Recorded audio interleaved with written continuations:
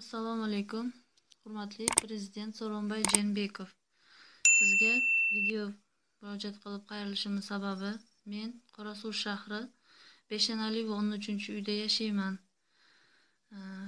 Abdujabbarova Muhayyo atim.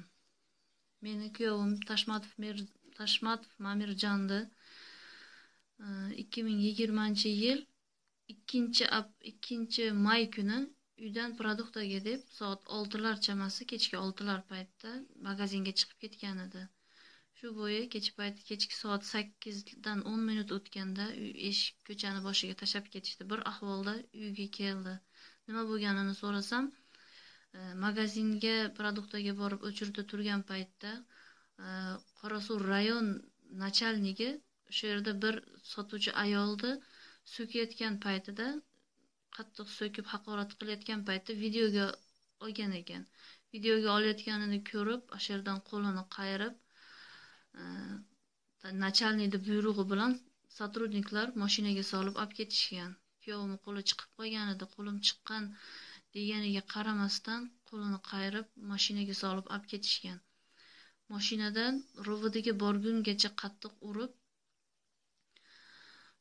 ichki jarohatlar yetkazishibdi.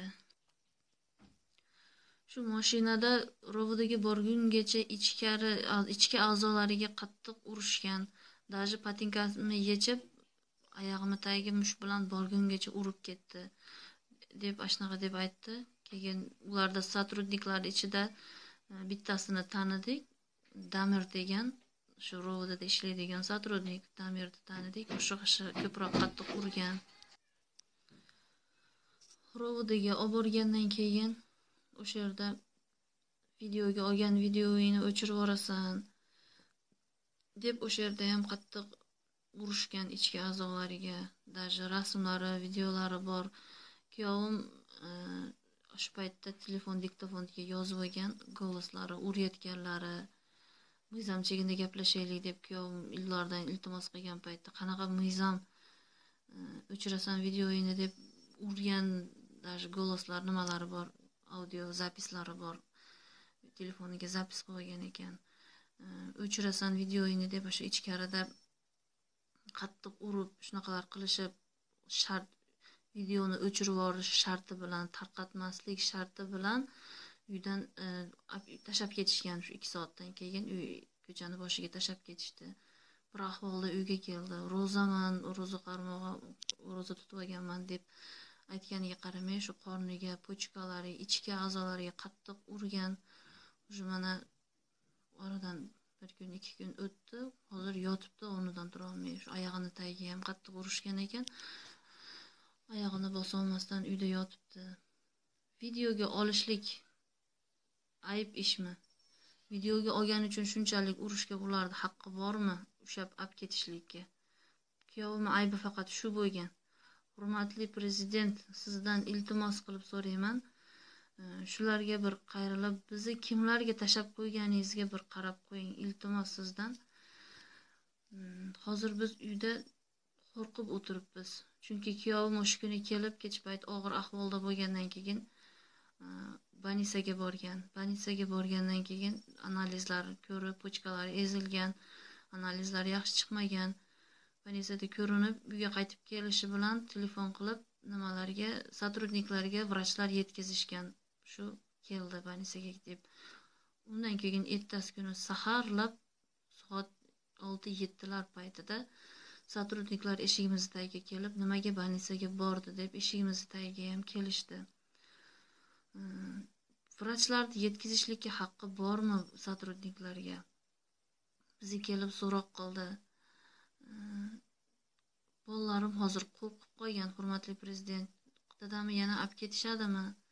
Yana dadamni urushadimi deb o'zi taraqlasa ham qo'rqadigan bo'lib qolishdi. Biz yomon og'ir ahvoldamiz. O'zi nochor yashaymiz. Baqadigionimiz faqat shu kuyovim edi. Hozir bu kuyovim ham karantinda o'zi tenboli davlat bergan yordam bilan, boshqa odamlar bergan yordami bilan kun ko'rayotgandik. Biz sotrudniklarni bizni himoya qiladigan deb o'ylardik. Bundan keyin ishonmay qo'ydik. Banisaga yotishga ham daji kuyovim qo'rqyapti. Chunki vrachlar telefon qilib yetkazgandan keyin уже vrachlarga ham hech kimga ishonishimiz qolmadi bizni. Biz nima yo'l tutishimizni bilmayapmiz. Sizga yozib, sizga pochta orqali jo'nataman deyotgan edim. Pochtalar hozir ishlamayotgani uchun video murojaat qilyapman. Sizdan iltimos shularga bir qayrilib qarab qo'yishingizni iltimos qilib so'raymiz. O'sha paytda nimalar mashinada urayotganlarini sotrudniklar o'zlari ham videoga olgan. Bizda audio yozuvi bor.